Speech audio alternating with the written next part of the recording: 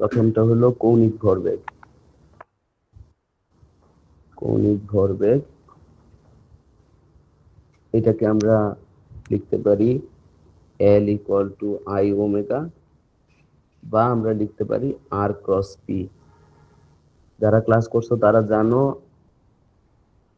সোমবার বুধবারের ব্যাচ তোমাদের কালকে আসলে এটা পড়ানো হবে, সুতরাং আপাতত আমরা এটা ওইভাবেই রাখি। এবং L equal to I omega বা আর পি, এটা হলো কৌণিক ভরবেগ। আর টর্ক বা বল ভ্রামক, টর্ক বা বল ভ্রামকের ক্ষেত্রে আমরা ইউজ করি tau equal to I alpha equal to R cross F,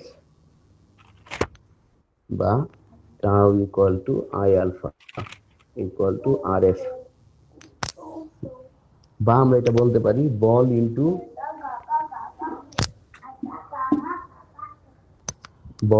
বলদ্বয়ের মধ্যবর্তী লম্ব দূরত্ব।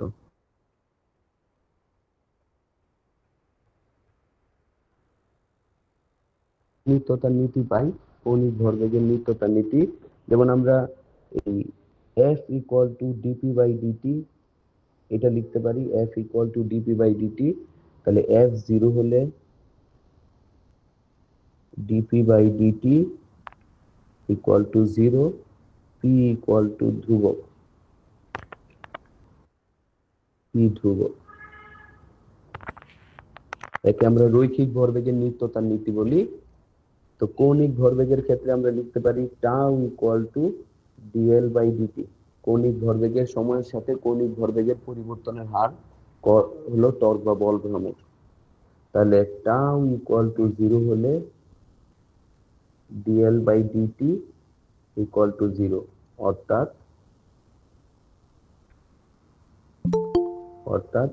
এল ধ্রুবক।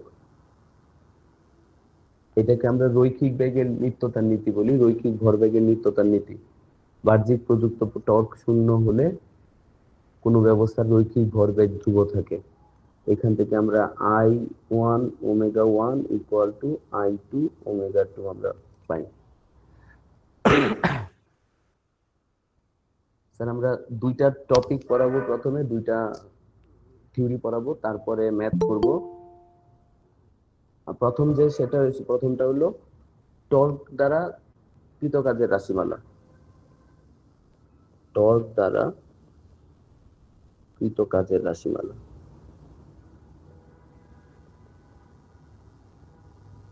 স্যার উপরে গুলো দেখা যাচ্ছে না, একটু দেখ। উপরের গোলা আপাতত লাগবে না, দেখছো এখন সমস্যা নাই, লেকচার তুলতে না পারলেও সমস্যা নাই, আমি ক্লাস শেষে লেকচারটা গ্রুপে দিয়ে দিব, তখন গ্রুপ থেকে তুলে নিতে পারবা। ওকে স্যার, স্ক্রিনশট নিয়েছি। আচ্ছা আচ্ছা। টর্ক দ্বারা কৃতকাজের রাশিমালা। ধরো একটা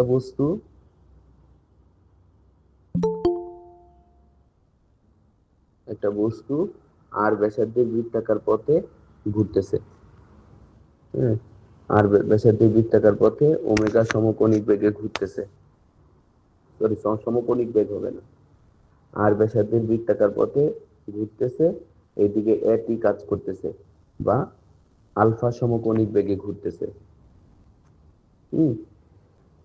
তাহলে এম ভরের বস্তু আর ব্যাসার্ধের বৃত্তাকার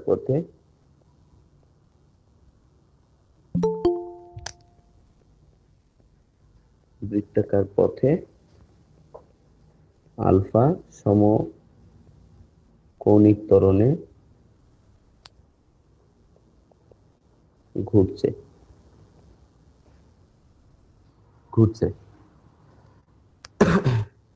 তাহলে টর্ক টাউ ইকুয়াল টু, এখানে ধরো হলো আই আলফা, এটা ধ্রুবক।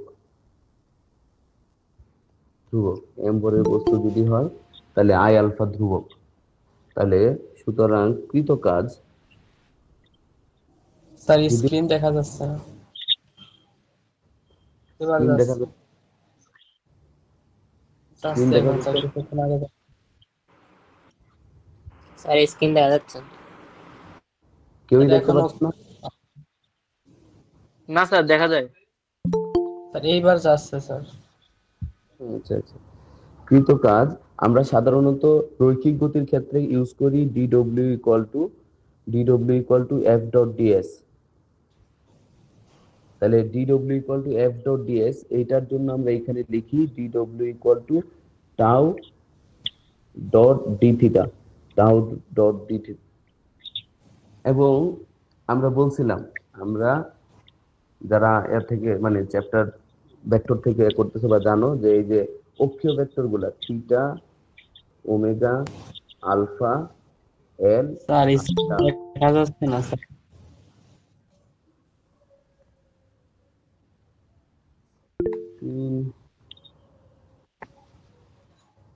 আবার করে রিজয়েন দাও, তাহলে দেখতে পাবা।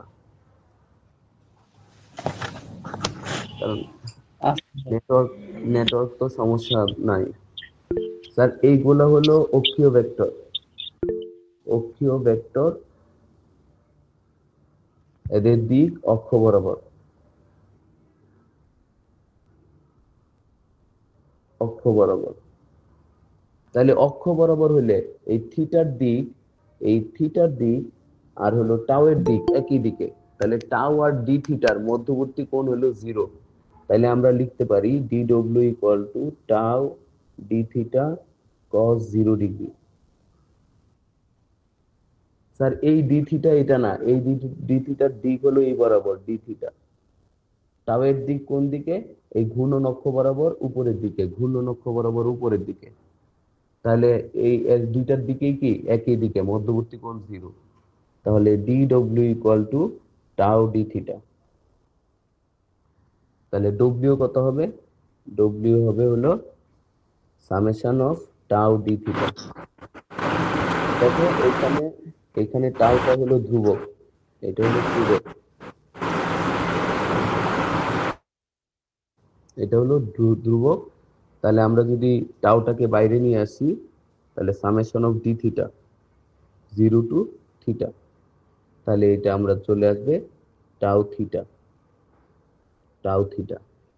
এবং যদি আমরা মানে বৃত্তাকার গতি পড়ে থাকি, theta equal to twice pi আর এন, না সরি টুয়াইস পাই এন, তাহলে আমরা এইটাও বসাইতে পারি চাইলে, টুয়াইস পাই এন। তাহলে W equal to tau theta, এটা কিন্তু ঘূর্ণনরত বস্তুর ক্ষেত্রে যদি কৌণিক ত্বরণ থাকে তখন কাজের রাশিমালা, কৌণিক ত্বরণ বা টর্ক যদি থাকে তখন এটা হলো আমাদের কাজের রাশিমালা। ঘূর্ণনরত বস্তুর ক্ষেত্রে কাজের রাশিমালা হলো W equal to tau theta. Sir এনটা কি sir? Theta is equal to 2 pi N. N হলো ঘূর্ণন সংখ্যা, এন হলো ঘূর্ণন সংখ্যা, কতবার ঘুরলো। স্যার যখন বৃত্তাকার পথে ত্বকের মান দেওয়া থাকবে তখন কি তার কৃত কাজ বের করতে হলে তখন এই সূত্রটা ইউজ করতে হবে না? হ্যাঁ হ্যাঁ, এই সূত্র ইউজ করতে হবে, বা এই যে summation of tau D theta আমরা ইউজ করতে পারি। যদি যদি টর্ক পরিবর্তনশীল হয় তখন আমরা টাউ ডি থিটা ইউজ করবো, আর টর্কের মান যদি ফিক্স থাকে, ধ্রুবক থাকে, তখন আমরা টাউ থিটা ইউজ করব। স্যার ঘূর্ণন সংখ্যাটা একটু রিপিট করবেন? হ্যাঁ, ঘূর্ণন সংখ্যার ওই পার্টটুকু। ঘূর্ণন সংখ্যা হলো যে যদি বলো থিটা, একবার ঘুরে আসলে কৌণিক সরণ কত? 2 পাই। 10 বার ঘুরে আসলে কৌণিক সরণ কত? 10 ইন্টু 2 পাই, 20 পাই। 100 বার ঘুরে আসলে কৌণিক সরণ কত? 100 ইন্টু 2 পাই, 200 পাই। তাহলে আমরা এই থিটার মান বের করতে হলে, আমাদের এই টার্মটা জানা লাগবে, 2 পাই এন। বুঝছি স্যার। অক্ষীয় ভেক্টর কোনগুলো? আর একটু বলো, বুঝিনি কথা। অক্ষীয় ভেক্টর কোনগুলো? অক্ষীয় ভেক্টর হলো এই যে এই পাঁচটা কি কি?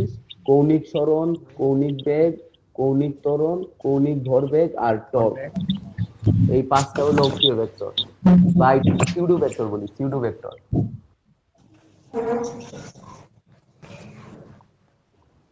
এইগুলা অক্ষীয় ভেক্টর বা সিউডো ভেক্টর, এদের দিক অক্ষ বরাবর, এই জন্য অক্ষীয় ভেক্টর বলা হয়। এই যে ঘূর্ণন অক্ষ বরাবর কাজ করে দিক, এই জন্য অক্ষীয় ভেক্টর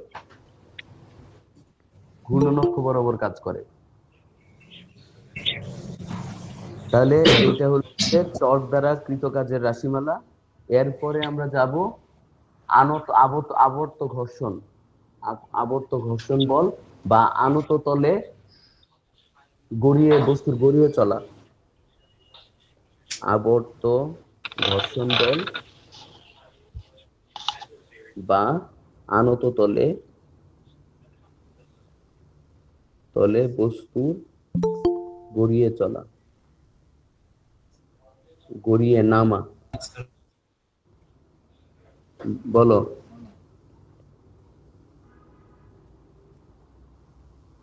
আনত তলে বস্তু যদি গড়িয়ে নামে,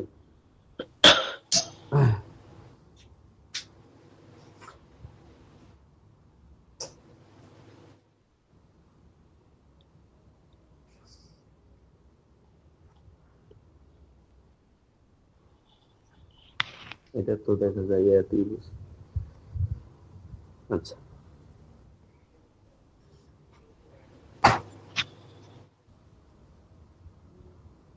ধরো এই একটা আনত তল, এই একটা আনত তল, এটা হলো থিটা, এবং তলটা ঘর্ষণহীন, তল ঘর্ষণহীন, তলটা ঘর্ষণহীন, আনত তলে ঘর্ষণহীন। এখন একটা এখানে গোলাকার বস্তু আছে, এইখানে একটা গোলাকার বস্তু আছে,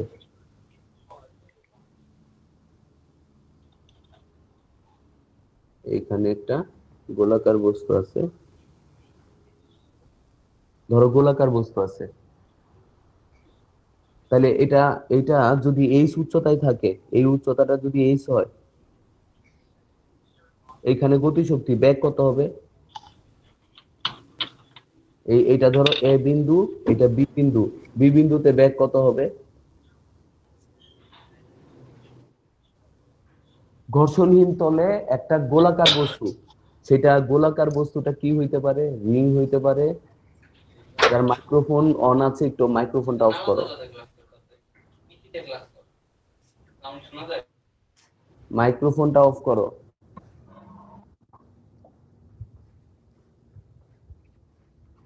স্যার, যদি ঘর্ষণহীন তল ঘর্ষণহীন হয়, তাহলে এটা গড়ায় পড়বে না, এটা স্লিপ খায় পড়বে, পিছলায় পড়বে। তল ঘর্ষণহীন হলে, তল ঘর্ষণহীন হলে, তল ঘর্ষণহীন হলে বস্তু গড়িয়ে পড়বে না, গড়িয়ে নামবে না, বস্তু বা গোলাকার বস্তু পিছলিয়ে নামবে, পিছলিয়ে নামবে। ঠিক আছে? তাহলে বি বিন্দুতে বেগ ভি হলে আমরা এটা লিখতে পারবো mg h equal to half mv square. যদি পিছলায়া মানে ঘর্ষণ না থাকে, পিছলায়া নামবে, পিছলায়া ডাইরেক্ট চলে আসবে, ডাইরেক্ট এখানে চলে আসবে। ঠিক আছে? আমরা গতি শক্তির এটা ইউজ করতে পারি, বা চাইলে আমরা এই mg, এদিকে আমরা mg sin থিটা নিতে পারি। তাইলে এইদিকে ত্বরণ কত হবে? g sin theta, g sin theta ত্বরণে নামবে। ঠিক আছে? তাহলে যদি তল ঘর্ষণহীন হয়, তাহলে গড়াবে না, পিছলায় পড়বে, এবং একটা ব্লক আর এমজি একটা সাইন থিটা বল না? বুঝলাম না কথা। এমজি সাইন থিটাটা বল না স্যার? হ্যাঁ, mg sin থিটা হলো এইদিকে কার্যকর বল, আর কার্যকর ত্বরণ হলো g sin থিটা। এম দিয়ে ভাগ করে দিয়েছে, F is equal to M, এই সূত্র অনুযায়ী। হ্যাঁ হ্যাঁ হ্যাঁ, f equal to ma। G sir. তাহলে তুমি যদি মানে তল ঘর্ষণহীন হয়, একটা ব্লক নিলা নাকি একটা গোলক নিলা, তাতে কোনো পার্থক্য হবে না, দুইটার ক্ষেত্রে ঘটনা সেম হবে, পিছলায় নেমে যাবে। কিন্তু আমরা যদি ঘর্ষণহীন তল নেই, ঘর্ষণহীন তল নিলে ঘটনা কিন্তু ভিন্ন, মানে সরি, ঘর্ষণযুক্ত তল নিলে ঘটনা কিন্তু ভিন্ন হবে। তাহলে আমরা যদি ঘর্ষণযুক্ত তল নেই, ধরো এই একটা গোলাকার বস্তু, এইটা নামবে একটা একটা তলে নামবে,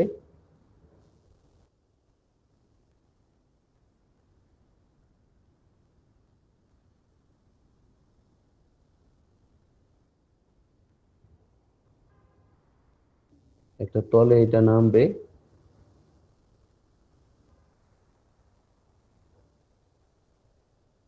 তাহলে আমরা যদি এটাকে দেখি, ধরো থিটা কোণে আনত একটা তলে এটা নামবে, এই থিটা কোণে আনত একটা তলে এই বস্তুটা নামবে। তাহলে এইটা যদি আমরা দেখি তাহলে কি হবে, এই এম জি সাইন থিটা কাজ করবে এই যে এটা এটা কিন্তু এই যে মিউ এস ঘর্ষণ বলের জন্যই বস্তুটা ঘুরবে, কিন্তু এখানে মিউ বা গতীয় ঘর্ষণ গুণাঙ্ক, স্থিতীয় ঘর্ষণ গুণাঙ্ক এইগুলার কোনো কাজ নাই, এইগুলা এখানে আসবে না। তাহলে আমরা যদি দেখি এই এম জি নিচের দিকে কাজ করতেছে, এই দিকে কাজ করতেছে এম জি, আর তাহলে এই স্পর্শক বরাবর কাজ করতেছে আমাদের M G sine theta, M G sine theta, এইটা হলো আমাদের বল। আর স্যার এই একবারে পিছনের দিকে এই দিকে কাজ করবে, এই দিকে কাজ করবে F S max, F S স্থিতি ঘর্ষণ বল, এফ এস। স্যার এখানে মিউকে এটা বা একটা স্থির ছিল। মিউ আসবে না কেন? কি মিউএস বা মিউকে এখানে কনসিডারেশনে আসবে না কেন? আসতেছি, আর একটু ধীরে ধীরে, এত তাড়াতাড়ি দেখো। স্যার বস্তুটা কি স্থির ছিল? বস্তুটা মানে শুরুতে তো আমি স্থির রাখছি, ছাড়ার পূর্ব মুহূর্তে আমি ধরে রাখছি, কিন্তু এটা ছাড়ছি না এখনো, ছাড়ার পূর্ব মুহূর্তের ঘটনা। তাহলে স্যার বলো উপরের চিত্রে mg sin theta equal f কেন লিখছিলাম? কোনটা? মানে স্যার এখানে ওখানে তো mg sin theta equal ma, এখানে তো ওখানে ঘর্ষণ বল নাই, ঘর্ষণ বল নাই। তাহলে বস্তুটা এইদিকে যদি এফ বল ইকুয়াল টু এম এ ত্বরণে লাভ এম এ, মানে এই যে এটা কার সমান হবে, এম জি সাইন থিটার সমান হবে না, আনত তলের হিসাব। যদি ঘর্ষণ না থাকে, ধরো ঘর্ষণ যদি না থাকে, একটা ব্লকের যা হিসাব আর বৃত্তাকার বস্তুর গতির, মানে বৃত্তাকার বস্তু গড়ায় পড়বে না, পিছলায় পড়বে, হিসাব সেম হবে, M G sine theta same হবে। আনত তলে যদি ঘর্ষণহীন হয়, তাহলে বস্তুটা ব্লক কি নাকি গোলাকার কোনো বস্তু তাতে কোনো কিছু যায় আসে না, গড়ায় পড়বে না, পিছলায় পড়বে। আর যদি ঘর্ষণ বল থাকে, ধরো এখানে ঘর্ষণ যুক্ত তল, ঘর্ষণ যুক্ত তল যদি ঘর্ষণ থাকে, তাহলে আমরা বলি টর্ক কি, টর্কের ডেফিনেশন আমরা মানে এইভাবে দেই, দুটি সমান মানের বল একটি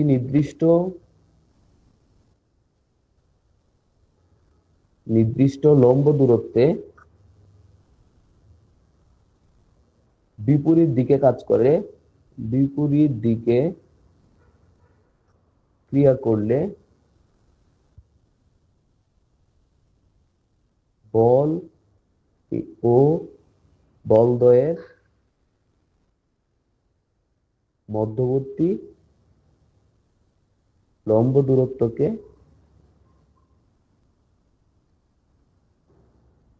টর্ক বা বল ভ্রামক বলে।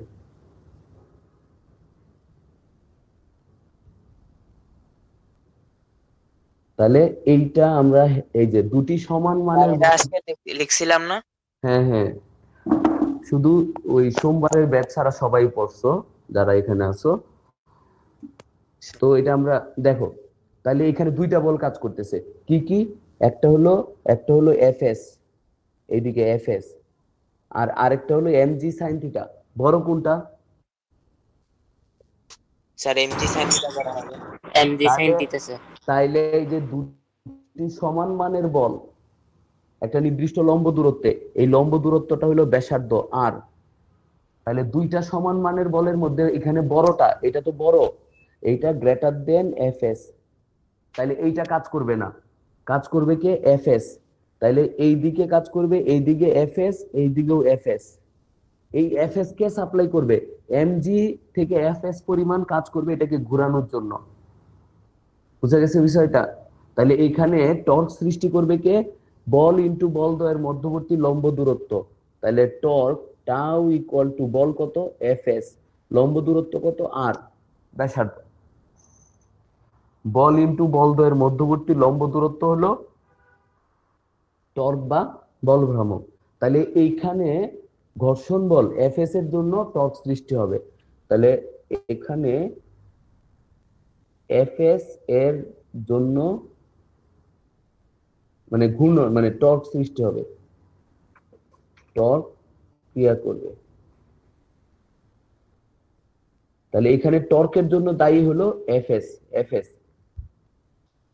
তাহলে আমরা প্রথমে এটাতে আসি যে আমরা টাউ ইকুয়াল টু লিখতে পারি এফএস আর, তার মানে টাউ ইকুয়াল টু এফএস আর। ঠিক আছে, আবার দেখো আমরা একটু উপরে উঠে আসি। এই যে এখানে আমরা এই জন্য লিখাইছি, এই যে torque equal to tau equal to I alpha, I alpha. তাহলে আমরা এইটাও লিখতে পারি, টর্ক ইকুয়াল টু কি লিখতে পারি আবার, torque tau equal to I alpha. ঠিক আছে, তাহলে এই দুইটা থেকে আমরা কি লিখতে পারি, এই দুইটা থেকে আমরা কি লিখতে পারি? সুতরাং FS R equal to I alpha.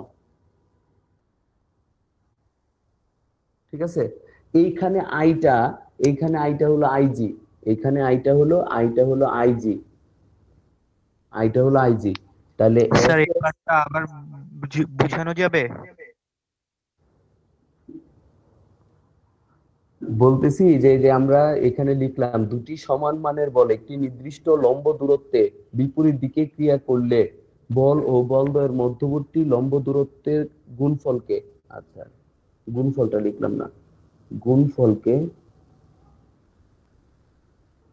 Torque বা বল ভ্রামক বলে। তাহলে দুইটা সমান মানের বল থাকতে হবে। তাহলে এইখানে তো এমজি সাইন থিটাটা এটা বড় কার থেকে? এফএস। তাইলে ছোট বল কোনটা? এফএস, ছোট বলটা নিলাম। তাইলে এই দিকে কাজ করতেছে এফএস আর এই দিকেও কাজ করতেছে ধরলাম এফএস।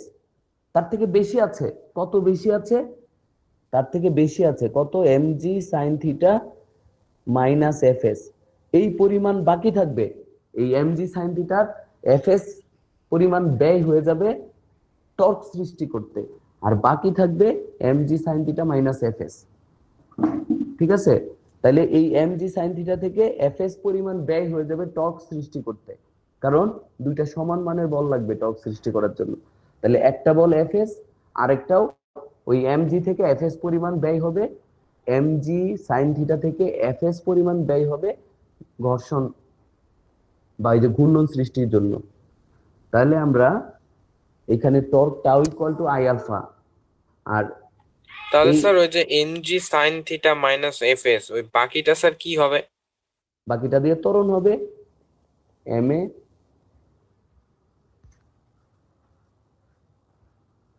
বাকিটা দিয়ে রৈখিক গতি হবে, রৈখিক ত্বরণ হবে, রৈখিক গতি হবে, বাকিটা দিয়ে রৈখিক গতি হবে, রৈখিক মানে এই যে ত্বরণটা হবে। আচ্ছা আমরা আসতেছি। তাহলে স্যার এই F S R equal to IG, alpha equal to কি লিখতে পারি? আলফা ইকুয়াল টু কি লিখতে পারি?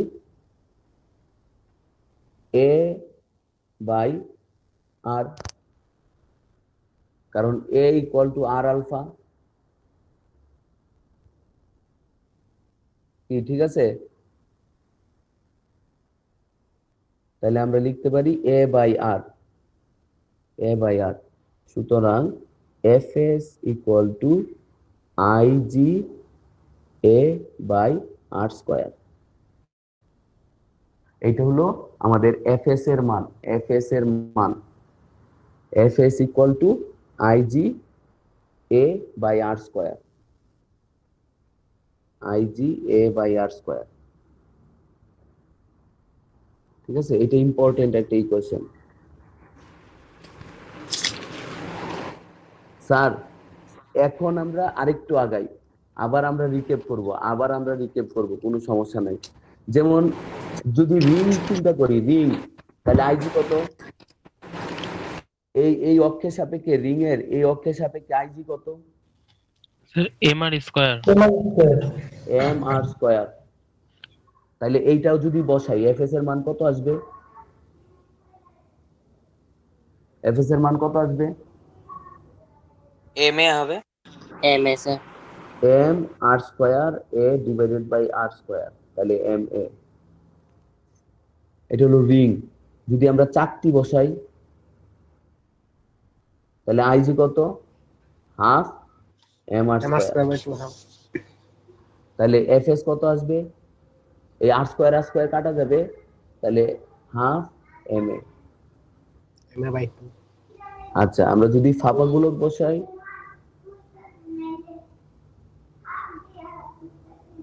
তাহলে এফএস কত? 2/3 এম আর স্কয়ার। আবার আর স্কয়ার কাটা, তাহলে এফএস কত আসবে? 2/3 এম এ। আর স্কয়ার কাটা এম এ। যদি নিরেট গোলক বসাই, তাহলে 2/5 এম এ। স্যার এটা আইজি হবে না? হ্যাঁ উপরে হ্যাঁ হ্যাঁ হ্যাঁ, FS equal two, sir FS equal 2/3 IG হবে, এটা আইজি হবে। তাহলে আইজি হবে 2/5 এম আর স্কয়ার। আর এফএস কত হবে? 2/5 এম এ। M A. আচ্ছা, আমরা যদি এই পাইপ নেই, পাইপ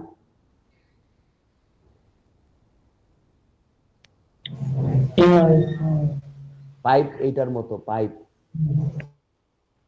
রিং এর মতো। আর যদি নিরেট সিলিন্ডার নেই, এইটার মতো নিরেট। স্যার নিরেট হলে চাকতি আর পাইপ হলে রিং। হ্যাঁ হ্যাঁ, পাইপ আর রিং একই, আর চাকতি আর নিরেট সিলিন্ডার এক। ঠিক আছে? স্যার এদের ক্ষেত্রে কি পাইপ বা রিং এদের ক্ষেত্রে কি জড়তার ভ্রামক সেম হবে আইজি? পাইপ আর রিং কে যদি আমরা গড়ায় আমার নামতে দেই, তাহলে পাইপ আর রিং এর এক হবে। আর যদি মানে সিলিন্ডার আর চাকতির এক হবে, নিরেট সিলিন্ডার আর চাকতির এক হবে। স্যার এখানে এটা কিসের ত্বরণ ধরবো? কোনটা? ওই যে স্যার ইয়ে হ্যাঁ, স্যার ওই যে আলফা সমান এ বাই আর, ওখানে এটা এই যে এটা এখান থেকে এই এ ত্বরণ, যে এটা এদিকে যে ত্বরণে নামবে, এ ত্বরণ আসতেছি, তাহলে আমরা এফএস পাইলাম IG A by R square. আবার এফএস যদি চলে যায়, কার্যকর বল কত থাকে? কার্যকর বল থাকে MG sine theta minus FS. সুতরাং এমজি সাইন থিটা এর থেকে কতটুকু মানে টর্কের জন্য ব্যয় হয়ে যায়? এফএস। এর জন্য বাকিটার জন্য কি হবে? ত্বরণ হবে এমএ। তাহলে স্যার আমরা যদি এই যে M A plus FS equal to M G sine theta, ঠিক আছে, তাহলে M A plus I G A by R square equal to M G sine theta. ঠিক আছে, তাহলে এ কমন নিলে কি থাকতেছে? M plus I G by R square equal to M G sine theta. তাহলে চলো ঘূর্ণন, এই যে যখন গড়ায়া নামবে, তাহলে তখন এই যে ত্বরণ কত হবে? এ ইকুয়াল টু হবে M G sine theta by M plus I G by R square, IG by R square. এবং আমরা প্রত্যেকটার জন্য আমরা বের করতে পারবো। প্রত্যেকটার জন্য আমরা এখানে যে প্রত্যেকটা রিং নিলে আইজি কত? M R square. তাহলে রিং এর জন্য এই যে রিং নেই, এ আসবে হলো M G sine theta divided by M plus M. তাইলে আসবে জি সাইন থিটা বাই 2। কারণ এই যে আইজি সমান কত বসাবো, এম আর স্কয়ার আর আর কাটা, আর স্কয়ার কাটা, তাহলে থাকবে এম। তাহলে M G sine theta divided by M 2m। কার মাইক্রোফোনটা অন আছে, অফ করে দাও, একটু মাইক্রোফোনটা অফ করো।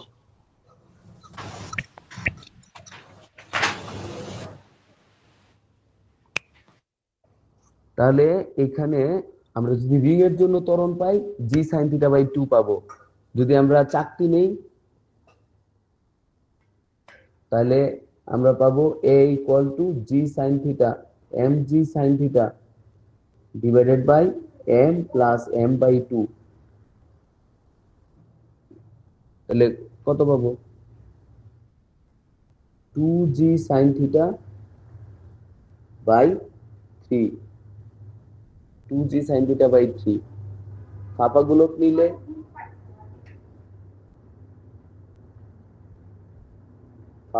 নিলে কি হবে, a equal to mg sine theta, এখানে আসবে m প্লাস 2/3m,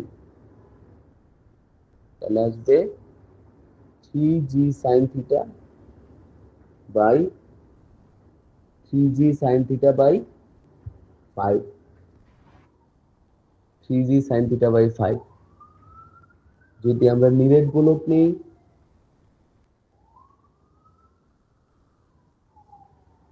তাহলে আসবে a equal to mg sine theta divided by m plus 2/5m, তাহলে আসবে 5g সাইন থিটা বাই 7।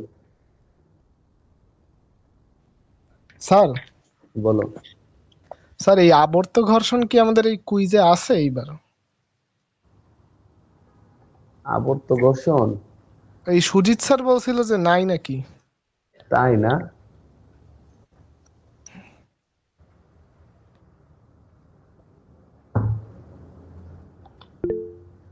আবর্ত ঘর্ষণ বাদ দাও, প্রশ্নটা আমি করতেছি না দেখে পাইছে যাইতেছে। ঠিক আছে স্যার, আবর্ত ঘর্ষণের এই কনসেপ্ট হলো মানে আপনাকে এনডিসিতে অন্তত পক্ষে পারতে হবে, আর এডমিশনে তো আপনাকে পারতে হবে। কারণ আবর্ত ঘর্ষণের সবচেয়ে সহজ যেটা অ্যাপ্লিকেশন, আমরা এটা দেখি না যে mgh equal to half M V square plus half I omega square, এই সমীকরণ দেখছো? জি স্যার এইটা দেখছি। Yes sir. এইটাই আবর্ত ঘর্ষণের সমীকরণ। কিভাবে আসছে, মানে এখানে হাফ এমভি স্কয়ার হচ্ছে রৈখিক গতিশক্তি আর হাফ ওমেগা স্কয়ার হচ্ছে কৌণিক গতিশক্তি। হ্যাঁ আচ্ছা, এটা হয়ে গেল। স্যার স্যার, লাস্টের পার্টটা একটু আরেকবার মানে দেখা যাচ্ছে না স্যার, ওই নিরেট গোলকে। এখন আমরা একটু এই যে ত্বরণের এই রাশিমালা, হ্যাঁ আপনারা একটু রিক্যাপ করেন। আমরা এখন সহজ এই যে এর একটা রাশিমালা, ঠিক আছে? ধরেন একটা নিরেট গোলক নামতেছে, আমরা একটা ম্যাথের মতো করি তাইলে বুঝতে পারবে। ধরেন একটা নিরেট গোলক নামতেছে, আনত তলে একটা নিরেট গোলক নামতেছে।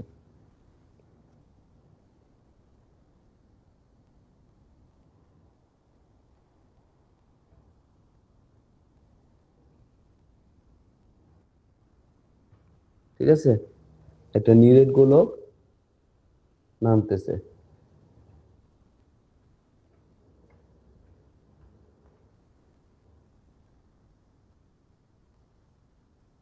এটা হলো থিটা ইকুয়াল টু 30 ডিগ্রি, আর এই উচ্চতাটা হলো এইচ ইকুয়াল টু ধরেন 5 মিটার। এটা নিরেট গোলক,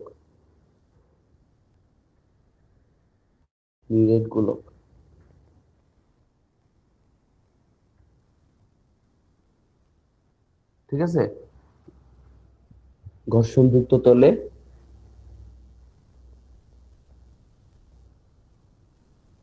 গড়িয়ে নামছে,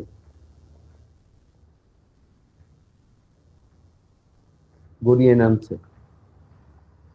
তাহলে স্যার আমরা যদি দেখি এইদিকে কাজ করতেছে এফ এস, এইদিকে কাজ করতেছে এমজি সাইন থিটা, ঠিক আছে? জি স্যার। কার্যকর বল কত? mg sin theta minus fs। তাহলে এইদিকে কার্যকর বল হলো MG sine theta minus FS. তাহলে এইখানে এ থেকে বি তে গেলে কৃত কাজ কত হবে? A B equal to S হলে এ হতে বি তে পৌঁছলে কৃত কাজ কত হবে? কত হবে? W equal to F dot S. তাহলে হলো M G sine theta minus F S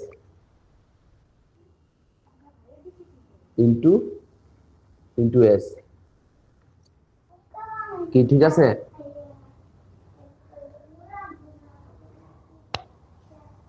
জি স্যার। আর আমরা কি কাজ শক্তি উপপাদ্য পড়ছিলাম 9-10 এ? স্যার কোনটা? প্রযুক্ত বল কর্তৃক কৃত কাজ বস্তুর গতি শক্তির পরিবর্তনের সমান। হ্যাঁ হ্যাঁ পড়ছিলাম। তাহলে এই কাজটা কি হবে? গতিশক্তির পরিবর্তনের সমান। তাহলে এটা ধরো হাফ এম ভি স্কয়ার, আর এইদিকে হচ্ছে mg sine theta S theta sine theta into S minus F S into S, ঠিক আছে? আচ্ছা, এইটা যদি এস হয়, এস আর এইস এর সম্পর্কটা কি?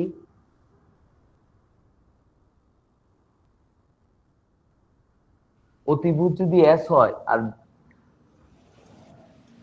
সাইন থিটা সম্পর্ক H equal two S sine theta না? সাইন থিটা, হ্যাঁ। তাহলে এই যে জি এস সাইন থিটা সমান কি লিখতে পারি? এইচ। তাহলে half M V square equal to, এটা একটু আবার বলা যাবে? আমরা বললাম যে নিরেট গোলক ঘর্ষণযুক্ত তলে গড়িয়ে নামছে, তাহলে ঘর্ষণ বল এফএস, কার্যকর বল MG sine theta minus FS. তাহলে এ থেকে বি সমান সমান এ বি সমান যদি এস হয়, তাহলে এ থেকে বি তে পৌঁছলে কাজ কত হবে? বল ইনটু সরণ। বল কত? MG sine theta minus FS. সরণ কত? এস। তাহলে বল ইনটু সরণ, তাহলে কার্যকর বল MG sine theta minus FS, সরণ হলো এস। তাহলে আমরা এস দিয়ে গুণ করে দিলাম। আর আমরা 9-10 এর কনসেপ্ট ইউজ করতেছি, বাইরের না কিন্তু, যে আমরা মানে কাজ শক্তি উপপাদ্য ছিল প্রযুক্ত বল কর্তৃক কৃত কাজ গতি শক্তির পরিবর্তনের সমান। তাহলে এই কৃত কাজটা হবে হাফ এম ভি স্কয়ার, ঠিক আছে? আর M G sine theta into S minus F S into S. তাহলে এস সাইন থিটা সমান এইচ, এস সাইন থিটা এর সমান হলো এইচ, আর minus F S into S. সুতরাং MG H equal to half M V square plus F S into S. আচ্ছা, F S এর মান কি বের করছি? এটা না? জি স্যার। হ্যাঁ, তাহলে এফ এস এর মান আমরা বের করছি। এফ এস কত? স্যার আইজি, এটা নিরেট গোলক তো আই তাই জি আর ডিভাইডেড বাই আর হবে স্কয়ার। না। আমরা ওইদিকে যাচ্ছি না, এইটা ইউজ করি আর স্কয়ার, ঠিক আছে? জি স্যার। তাহলে আমরা লিখতেছি mgh equal to half M V square plus এই যে IG IG A S by R square. Sir এখন নিরেট গোলকের ক্ষেত্রে আইজিটা আলাদা হয়ে যাবে না? কোনটা? স্যার আমরা প্রশ্নটা নিরেট গোলক দিয়ে করছি না, হ্যাঁ, তো এখন আইজি এর মান পরিবর্তন হবে না, এটা এরকম থাকবে না তো?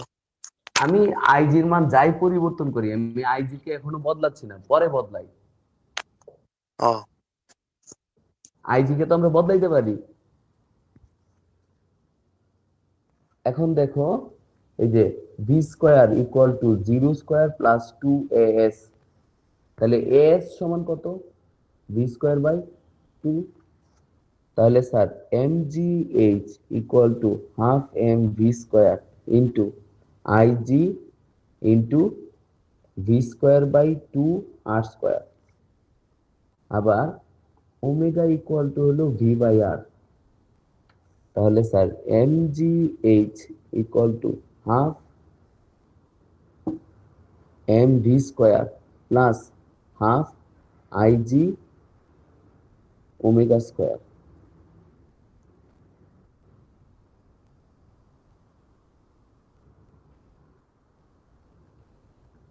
এই যে mgh equal to half M V square plus half I omega square, এইটাই কিন্তু আমরা এখানে পাইছি। mgh সমান half M V square plus half IG omega square, এইটাই আমরা এখানে পাইছি। এবং এই যে দেখো, স্যার এমজিএইচ কি বিভব শক্তি? হ্যাঁ, বিভব শক্তি। তাহলে এই যে mgh এটা হলো বিভব শক্তি, হাফ এম ভি স্কোয়ার এটা হলো গতি শক্তি, আর half I omega IG omega square এটা স্যার এফএস এস ঘর্ষণ বল দ্বারা কাজ।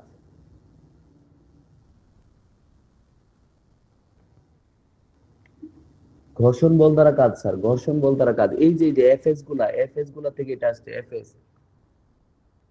আর স্যার মোস্ট ইম্পর্টেন্ট কথা, কিচ্ছু না বুঝলেও মনে সমস্যা নাই, আপনারা যেটা মনে রাখবেন, এই যে mgh প্লাস না equal to half M V square plus half IG omega square. Sir এইটা এইটা যান্ত্রিক শক্তি নিত্যতা না, এটা হলো শক্তি নিত্যতার সূত্র। শক্তি নিত্যতার সূত্র, নিত্যতার সূত্র। কারণ এখানে যান্ত্রিক শক্তি নিত্যতা মানে না। উপরে শক্তি ছিল mgh, উপরে শক্তি বিভব শক্তি ছিল, আর গতি শক্তি কত হয়েছে? Half M V square. আর এইটা অপচয় হয়েছে, শক্তির অপচয় হয়েছে। ঘর্ষণ বলের দ্বারা কাজ ফিরে পাওয়া যায় না, ঘর্ষণ বলের দ্বারা কাজ ফিরে পাওয়া যায় না। তাহলে এখানে হাফ আইজি ওমেগা স্কোয়ার এটা হলো শক্তির অপচয়। হাফ আইজি ওমেগা স্কোয়ার এখানে শক্তির অপচয়, ঘর্ষণ বল দ্বারা কাজ, এই কাজটা ফিরে পাওয়া যায় না।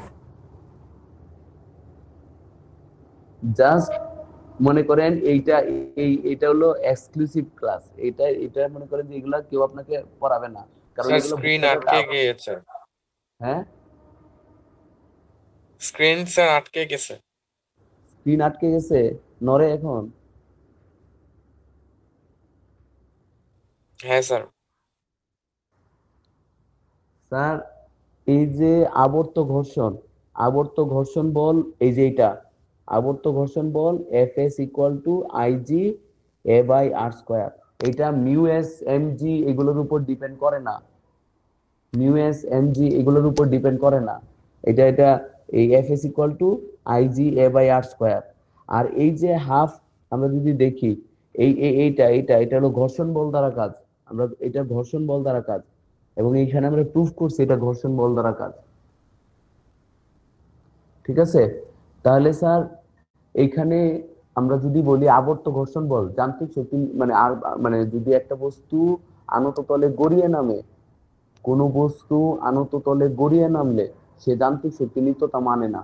শক্তি নিত্যতা মানে, কিন্তু যান্ত্রিক শক্তি নিত্যতা মানে না, কারণ এখানে ঘর্ষণ বল দ্বারা কাজ এটা অপচয় হয়, ঘর্ষণ বল দ্বারা কাজ ফিরে পাওয়া যায় না, এটাও শক্তির অপচয় হয়। যান্ত্রিক শক্তির ক্ষেত্রে কোনো অপচয় হবে না? যান্ত্রিক শক্তির অপচয় হয়েছে হাফ আই ওমেগা স্কয়ার, এটা অপচয় হয়েছে। এখন কারো মনে প্রশ্ন থাকতে পারে, স্যার ওর তো ঘুরবে, যে ঘোরার জন্য কাজ করবে না? হ্যাঁ তো একটা চাকা যখন মনে করো এই যে কাদার মধ্যে আটকে যায়, ও তো ঘুরে, এর জন্য কি চাকাটা উঠতে পারে? না, ওটা উঠতে পারে না। কারণ ঘর্ষণ না থাকলে ওই গতি শক্তির কোনো দাম নাই, ওটা দিয়ে কোনো কাজ কিচ্ছু হবে না, ওইটা স্যার ফেরত পাওয়া যাবে না। কিন্তু যদি গতিশক্তি থাকে তাহলেও দাম থাকবে না। না, স্যার হাফ আই ওমেগা স্কয়ারটা কি ঋণাত্মক ধরতে হবে? কোনটা? হাফ আই ওমেগা স্কয়ার কি ঋণাত্মক ধরতে হবে? হ্যাঁ ঋণাত্মক, এই যে ঋণাত্মক এই ছিল, এটা তো ঋণাত্মক এই ছিল। ঘর্ষণ বল দ্বারা কাজ শক্তির, এটা মানে কি প্রযুক্ত বলের বিরুদ্ধে কাজ কমে যাচ্ছে, এটা শক্তির অপচয়। হাফ আই যে ওমেগা স্কয়ার শক্তির অপচয়। স্যার এখানে এফএস তো হচ্ছে আবদ্ধ ঘর্ষণ। এফএস টা হচ্ছে আবর্ত ঘর্ষণ বল। তাহলে স্যার এমডিএস এই সূত্রটা দিয়ে তাহলে শক্তির নিত্যতা বের করা যাবে, আর কোনো শক্তি বের করা যাবে না নিত্যতা? না মানে এটা শক্তি নিত্যতার সূত্র মানে, কিন্তু যান্ত্রিক শক্তি নিত্যতার সূত্র মানে না। এটা শক্তি নিত্যতা মানে, কিন্তু যান্ত্রিক শক্তি নিত্যতা মানে না। স্যার এখানে তো বস্তু গড়িয়ে পড়ছে, তাহলে আমরা ওই আইটি হিসাব না করে আইজি হিসাব করছি কেন? এখন আসি আইটির হিসাব আসবা। Yes sir. এই যে দেখো হাফ এম, ভি এর জায়গায় কি লিখতে পারি? ভি এর জায়গায় কি লিখতে পারি? ওমেগা স্কয়ার আর স্কয়ার লিখতে পারি। স্যার ও উল্টা ভাগ করছি কেন? Sir omega square into R square. হ্যাঁ omega square into R square plus half IG omega square. তাহলে হাফ কমন নাও, ওমেগা স্কয়ার কমন নাও, কি থাকে?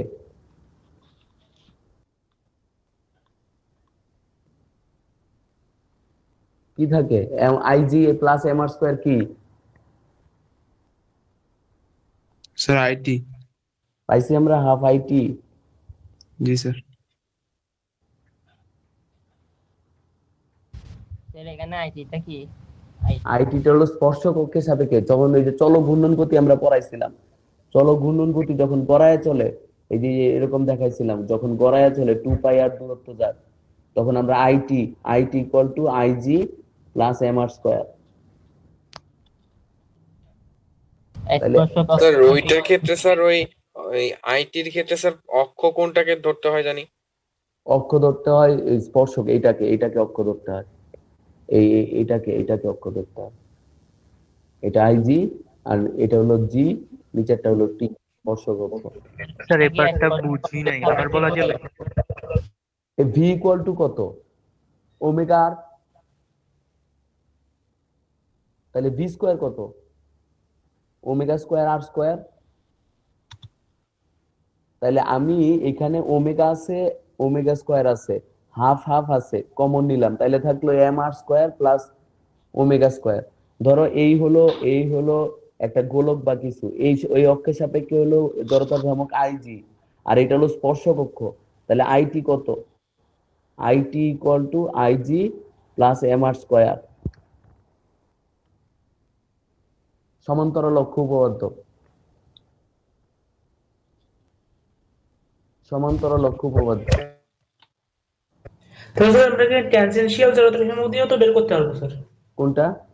মানে ট্যানজেনশিয়াল জড়তার ভ্রামক দিয়েও তো বের করতে পারবো স্যার আমরা এই গতি এই শক্তি। যে এই যে এই যে এই যে এমজিএস সমান সমান IT omega square, half IT omega square. MGS সমান সমান হাফ আইটি ওমেগা স্কয়ার। আবার আচ্ছা স্যার এটা যান্ত্রিক শক্তির নিত্যতা না, এটা শক্তির নিত্যতা। বলো প্রশ্ন কি বলো? স্যার রিং পাপা গোলক চারটি, এগুলোর ক্ষেত্রে আইজি এর মান এখানে পরিবর্তন হয়? হ্যাঁ হ্যাঁ, রিং এর ক্ষেত্রে আইজি আমরা তো জানি, রিং এর ক্ষেত্রে এম আর স্কয়ার। না না, চারটি রিং নিরেট গোলক বা সিলিন্ডার এগুলোর ক্ষেত্রে আইজি এর মান কেন পরিবর্তন হয় বিভিন্ন অক্ষের সাপেক্ষে? কারণ এটা তো আইজি এর মানে বিভিন্ন অক্ষের সাপেক্ষে কি, তুমি যদি আর ভার কেন্দ্রগামী এর সাপেক্ষে করো, এক একটা বস্তু এক এক রকম। আমরা তো এটা দেখাইছি যে রিং এর ক্ষেত্রে এটা সমগ্র ভরেই আমরা বিন্দু ভর চিন্তা করতে পারি, তাহলে এটা mr স্কয়ার। চাকতির ক্ষেত্রে আমরা দেখাইছি এটা হলো যখন ভার কেন্দ্রগামী অক্ষের সাপেক্ষে হয় হাফ mr স্কয়ার। এটা আমরা বের করে দেখাইছি যে জড়তার ভ্রামক কেন চেঞ্জ হয়, বের করে আমরা দেখাইছি। যখন ফাঁপা গোলক হয় তখন 2/3 mr স্কয়ার হয়। এই এটা শেপ, আকার আকৃতি, জড়তার ভ্রামক বস্তুর আকার আকৃতি, তার ভরের মানে ভরটা কিভাবে ডিস্ট্রিবিউটেড তার উপর ডিপেন্ড করে জড়তার ভ্রামক।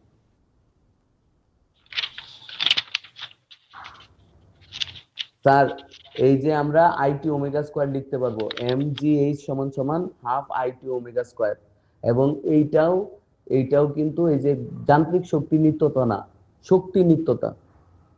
এবং এইখান থেকে আমরা এইটা ইউজ করি, দেখো যেমন আমরা এখানে নিরেট গোলক ইউজ করছি না mgh, তাহলে নিরেট গোলকের ক্ষেত্রে আইটির মান কত?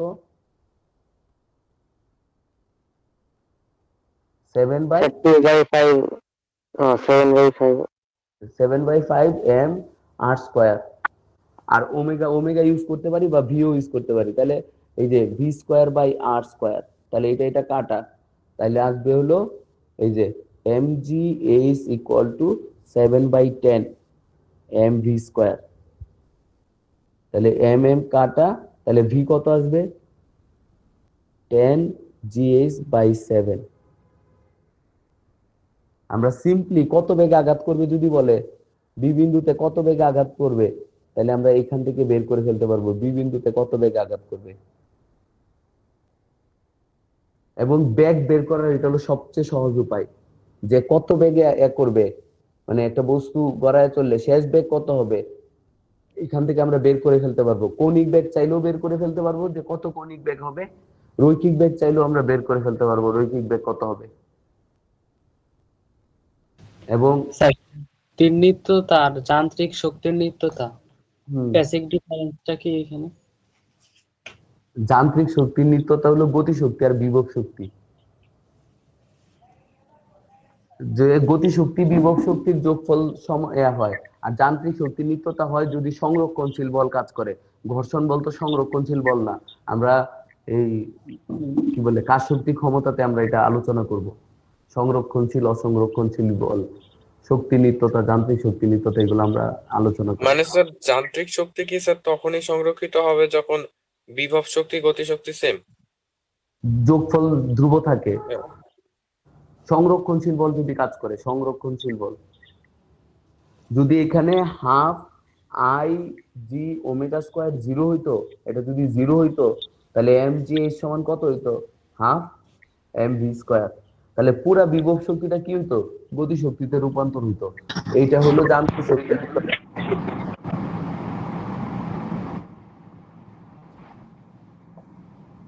স্যার যদি বলে যান্ত্রিক শক্তির নিত্যতা মানে কিনা, সেই ক্ষেত্রে করব কিভাবে? মানে না, শেষ বেগ বের করে দেখবা যে শেষ বিন্দুতে গতি শক্তি হলো হাফ mv স্কয়ার, আর আগের মানে এই যে এখান থেকে ভি বের করলাম, হ্যাঁ, এ বিন্দুতে মোট শক্তি কত? এই বিন্দুতে মোট শক্তি mgh দিয়ে mgh, তাহলে শক্তি হলো mgh, হ্যাঁ ইয়ে। আর বি বিন্দুতে মোট শক্তি কত? Half mv square. তাহলে এই যে এটাতে তো এটা নাই, এই যে আইজি তো কম, আইজি তো কম। বস্তুটা যদি নিচে থেকে উপরে উঠতো তখন কি হতো? বস্তুটা যদি নিচ থেকে উপরে যেত, মানে গড়ায়া, হ্যাঁ স্যার, তখন যদি গড়ায় উপরে যায়, যদি গড়ায় তুমি উপরে তোলো, ধরো থিটা কোণে একটা বস্তুকে তুমি গড়ায় উপরে তুলবা, তাহলে এটা এইদিকে কি কাজ করবে? mg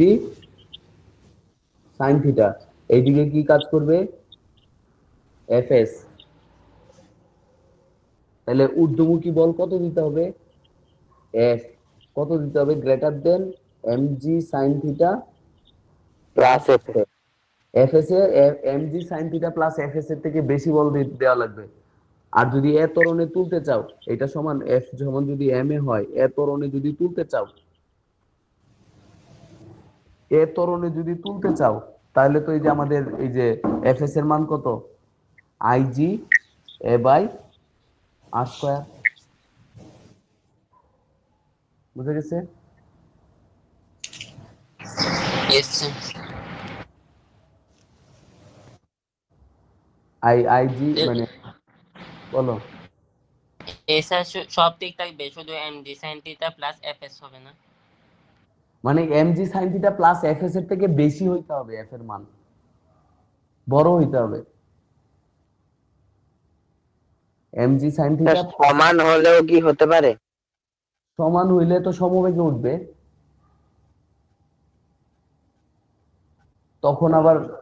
তখন মানে সমবেগে উঠবে আর কি, তখন আবার হিসাব বদলে যাবে।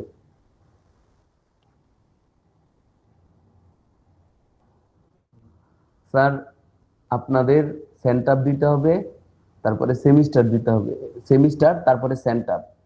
এই আবর্ত ঘর্ষণের কিছু আসবে না, এটা ভাইবেন না। আবর্ত ঘর্ষণের কিছু আসবে, আর আবর্ত ঘর্ষণ চ্যাপ্টার এই চ্যাপ্টারেরই, পরের চ্যাপ্টারের না।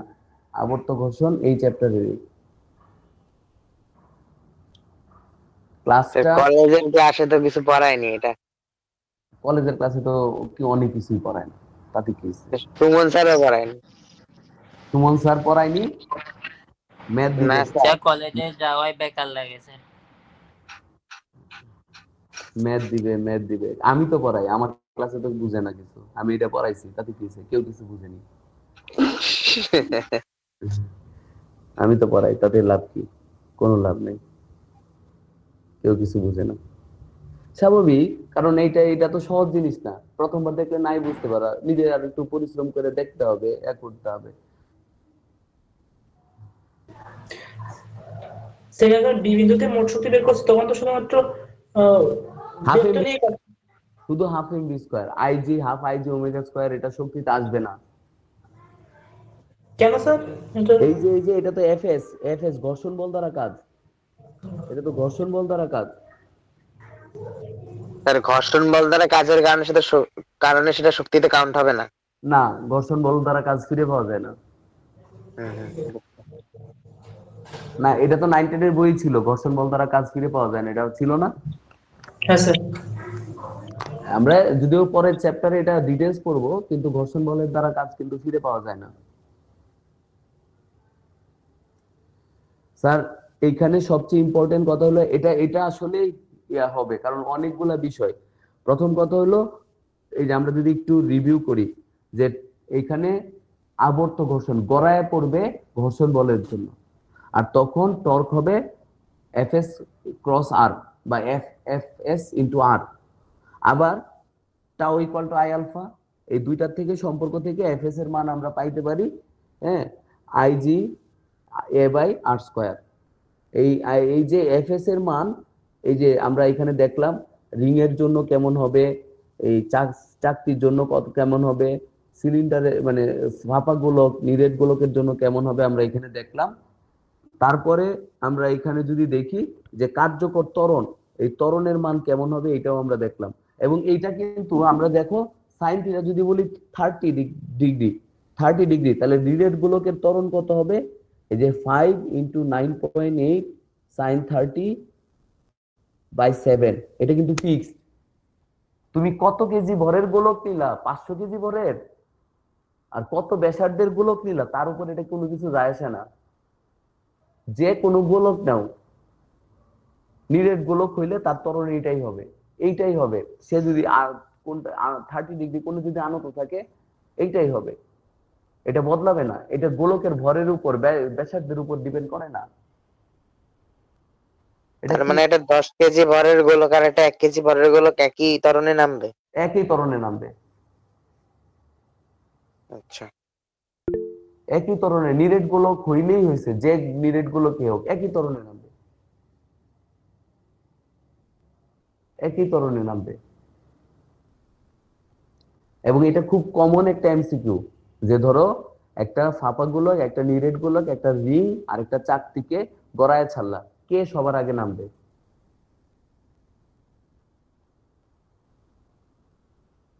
কে সবার আগে নামবে? এই যে এটা দেখো, এটা যদি দেখো 0.5 জি সাইন থিটা রিং এর ক্ষেত্রে, আর এটা হলো 0.67 জি সাইন থিটা। যার ত্বরণ বেশি সে আগে নামবে। হ্যাঁ, আর আর এটা কত? 3/5 কত আসে? 0.6 জি সাইন থিটা। আর আর এটা কত আসে? 5/7। 5/7 কত আসে? 5/7 কত আসে? 1 পয়েন্ট সামথিং আসবে। না না, 5/7 1 পয়েন্ট কেমনে আসে? ও 0.71 তো 0.71 0.71 জি সাইন থিটা। তাহলে সবচেয়ে বেশি ত্বরণ কে লাভ করবে? নিরেট গোলক। তাহলে এ সবার আগে নামবে, তারপরে নামবে চাকতি। এটা ফার্স্ট, এটা ফার্স্ট, এটা সেকেন্ড, এটা থার্ড, আর এটা ফোর্থ। তাহলে সবার আগে নামবে নিরেট গোলক, তারপরে নামবে চাকতি, তারপরে নামবে ফাঁপা গোলক, সবার শেষে নামবে রিং। এটা ভরের উপর নির্ভর করে না, ব্যাসার্ধের উপর নির্ভর করে না, এবং এটা কমন এমসিকিউ, কিন্তু কমন এমসিকিউ কে আগে নামবে, ত্বরণ কত হবে, ঘর্ষণ বল কত হবে। স্যার এটা ওই যে ভরের উপর ডিপেন্ড করতেছে না, জন্য কি মানে অন্যান্য গুলোর ক্ষেত্রে যেরকম স্যার দেখছিলাম যে স্থিতি ঘর্ষণ, গতি ঘর্ষণে মিউ এর মান থাকে, এখানে মিউ এর মান নাই। না না, মিউ এর মান নাই, এখানে মিউ এর মান নাই, কারণ আবর্ত ঘর্ষণের মান তুলনামূলক কম থাকে।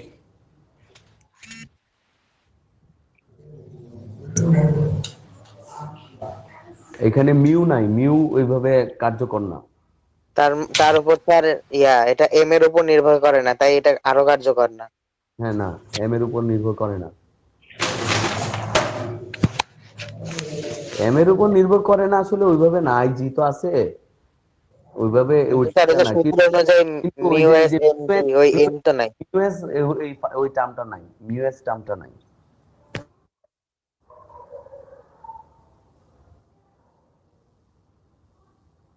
আমি যেমন আমি যেমন দাঁড়াও, আমি যেমন গতবার একটা প্রশ্ন দিছিলাম, আমি প্রশ্ন দিছিলাম এরকম, ধরো এখানে একটা নিরেট গোলক, হ্যাঁ, এই A B C, A B সমান এস আর বি সি সমান 2s, ঠিক আছে?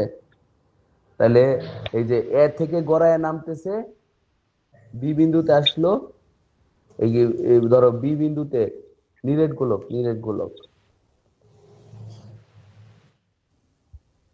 আর এই এস সমান সমান ধরো এটা হলো 10 মিটার, আর এটা ধরো 20 মিটার, হ্যাঁ, আর ভর তো দরকার নাই, যদিও এম হলো ধরো 5 কেজি,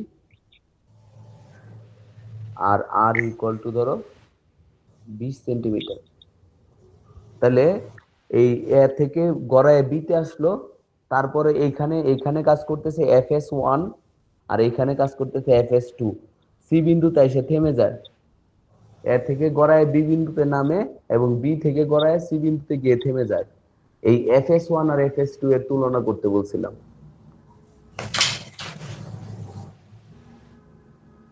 FS1 আর FS2 এর তুলনা করতে বলছি। উভয় ক্ষেত্রে তো ভিন্ন হবে। হ্যাঁ, ভিন্ন হবে। যে বলছিলাম FS1 ও FS2 এর তুলনা করতে।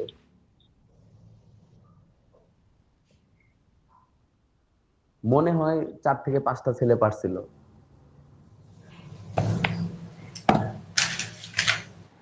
4 থেকে 5টা ছেলে পারছিল।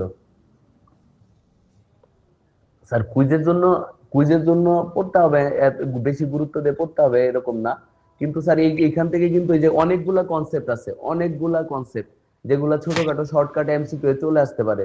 এই যে যেমন এই গড়ায় নামলে ত্বরণ কত হইতে পারে, ঘর্ষণ বল কেমন হয়, বা আবর্ত ঘর্ষণ বলের জন্য কে দায়ী, এমজি সাইন থিটা নাকি এফএস, অনেকগুলা কনসেপচুয়াল বিষয় আছে যেগুলো এমসিকিউ চলে আসতে পারে।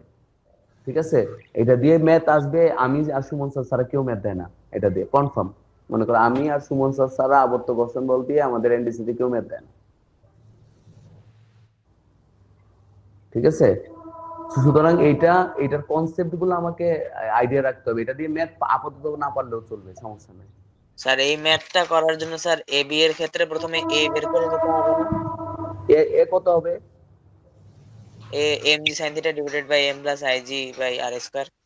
ওইটা তো এই যে 5/7 জি সাইন থিটা। হ্যাঁ 5/7 জি সাইন থিটা। হ্যাঁ, এটা 30 ডিগ্রি, তাহলে চলে আসবে। FS1 চলে আসবে। তাহলে FS1 চলে আসবে হলো IG A by IG A by R square. R square. Sir FS2 মানে তো স্পর্শক অক্ষ বরাবর না, তাই হ্যাঁ। তার একটা সূত্র ইউজ হবে। এখন দেখো এইখানে একটা ভি আছে, ভি কত?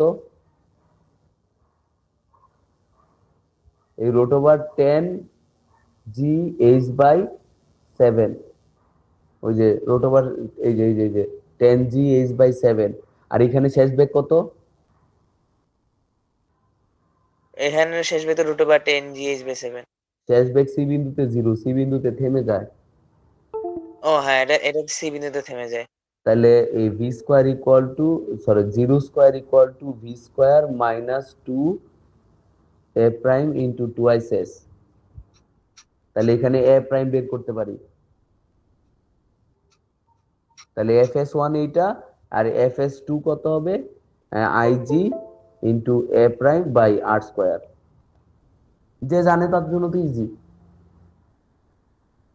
স্যার আইজি স্যার নিরেট আইটি গোলকের দিয়ে বের ক্ষেত্রে করা যাবে না? হ্যাঁ, IT is equal to IG plus MRS কে এটা দিয়ে বের করা যাবে না? FS2 এই মান কোনটা? আবার এটা দিয়েও বের করতে FS2 পারো। হ্যাঁ, FS2 মানে কি স্যার? এইখানে এটা দিয়েও বের করতে পারো। হাফ এম ভি স্কয়ারটা কি হবে? পুরাটা হাফ আইজি ওমেগা স্কয়ার, ঘর্ষণ বলের বিরুদ্ধে কাজ হবে, বা FS2 ইনটু এস 2s, এটা দিয়ে হবে। এখানে এসে গতিশক্তি কত আছে? এই বি বিন্দুতে গতিশক্তি পুরোটা ঘর্ষণ বলের বিরুদ্ধে ব্যয় হবে। তাহলে FS2 2s এলো, এটা হাফ এম ভি স্কয়ার। তাহলে FS2 হয়ে যাবে হলো M V square by 4s। এটা দিয়েও বের করা যায়, আবার এটা দিয়েও বের করা যায়, অনেকভাবে বের করা যায়।